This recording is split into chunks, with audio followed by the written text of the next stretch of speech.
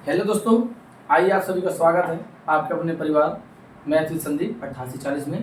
आज ये लाभ और हानि का दूसरा सवाल है और पहले सवाल का वीडियो मैंने अपलोड कर दिया यूट्यूब पे, उसको भी आप जाकर के देख सकते हैं। सवाल कह रहा है, एक व्यक्ति ने एक वस्तु को खरीदकर 10% हानि में बेच दिया।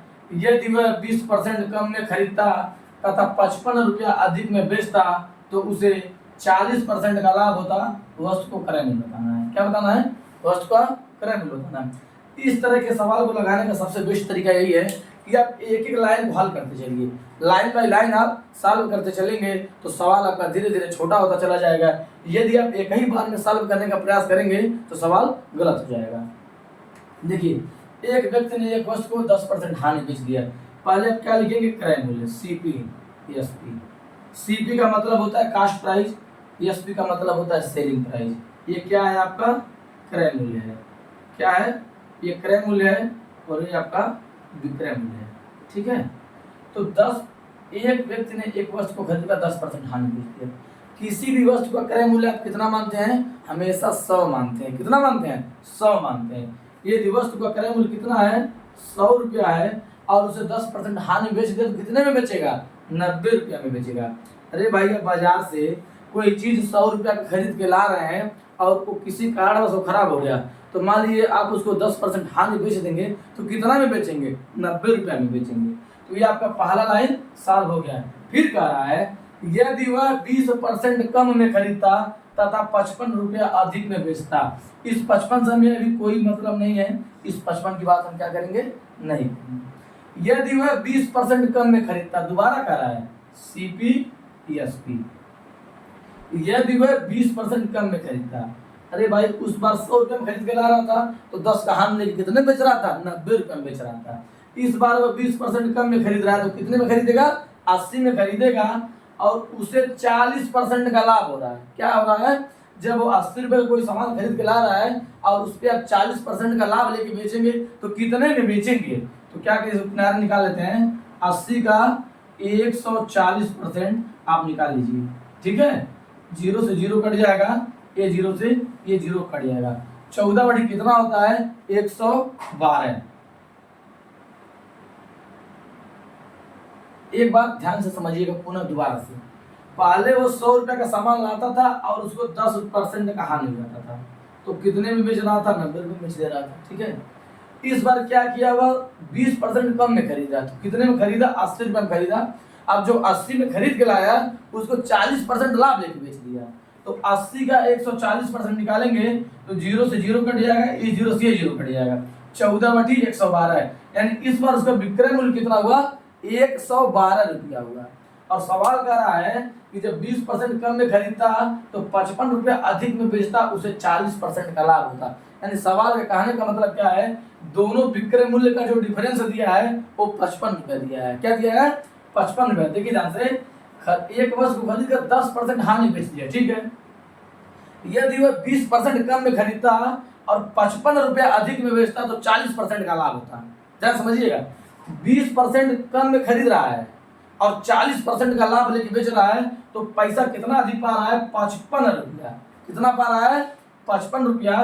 तो दोनों विक्रय मूल्य का जो डिफरेंस दिया है वो दिया है 55 रुपया। पहला विक्रय मूल्य कितना था? 90 रुपया। अब दूसरा विक्रय मूल्य कितना हो गया? 112 रुपया। इन दोनों का जो डिफरेंस है कितने का है? 22 रुपया का है। कितने का है? 22 रुपया का। और इसी 22 रुपया का वैल्यू जो दिया है, कितना दिया है सवाल में? 55 रुपया। 22 का मान दिया है आपको कितना? 55। तो आपको बताना कितना है क्रय मूल्य? क्रय मूल्य हमेशा कितना होता है? 100 रुपया। क्रय मूल्य कितना होता है? 100 रुपया। तो 100 का मान निकाल देंगे, 55 को ऐसे रहने देंगे, ये 22 नीचे आएगा और गुणे में 100। ठीक है,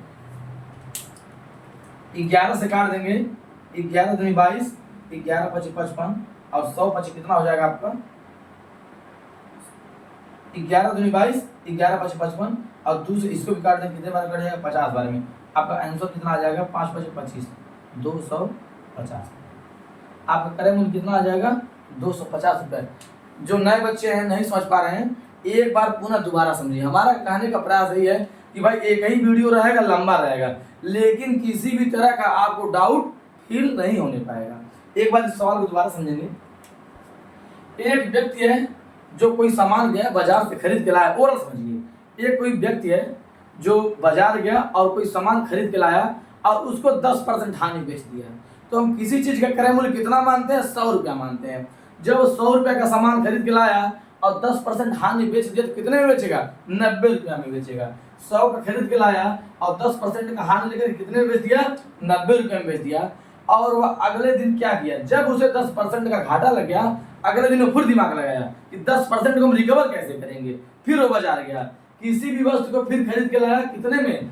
20% कम में, यानी क्रय मूल्य से 20% कम में खरीद के लाया। जो किसी वस्तु का खरीदारी था उससे भी वो 20% कम में खरीद के लाया और 55 रुपया अधिक में बेच दिया। तो उसे क्या हुआ? 40% का लाभ हो गया। क्या हुआ? 40% का लाभ हो गया। यानी जब 20% कम में खरीदा तो कितने में खरीदा? 80 रुपया में। अब उसे लाभ कितने का हुआ? 40% का। 80 का 140 बटा 100, यानी 80 का 140% निकालेंगे तो आपका कितना आएगा? 112 आएगा। कितना आएगा? 112 आएगा। और पैसे में अंतर कितना आ रहा है दोनों विक्रय मूल्य का? 55 रुपया। सवाल का ये कहना है कि दोनों विक्रय मूल्य का जो डिफरेंस है वो 55 रुपया है, क्योंकि पहले बार घाटा हो गया था, इस बार मुनाफा हो गया। कितने का अधिक मुनाफा हो रहा है? 55 रुपया का। तो पहला विक्रय मूल्य कितना था? 90 रुपया। दूसरा विक्रय मूल्य कितना हुआ? 112 रुपया। इन दोनों का जो डिफरेंस है कितने का है? 22 का है। और सवाल में 22 का वैल्यू कितना दिया हुआ है? 55। तो 100 का वैल्यू निकालेंगे तो 55 बटा 22 गुणे में 100, 11 दूनी 22, 11 पचे 55, 2 से 150 बार में कट जाएगा, 5 पचे 25, 240 आपका एकदम सही आंसर होगा। देखिए सवाल एक ही पढ़िए लेकिन ढंग से पढ़िए, ठीक है। और मैं थोड़ा सा नया हूँ, अभी ये मेरा दूसरा तीसरा वीडियो होगा लावानी का, तो अगर मेरे से कोई गलती भी हो जाती है भाइयों तो भाई थोड़ा सा क्षमा प्रार्थी है, ठीक है। ओके, थैंक यू, धन्यवाद, जय हिंद।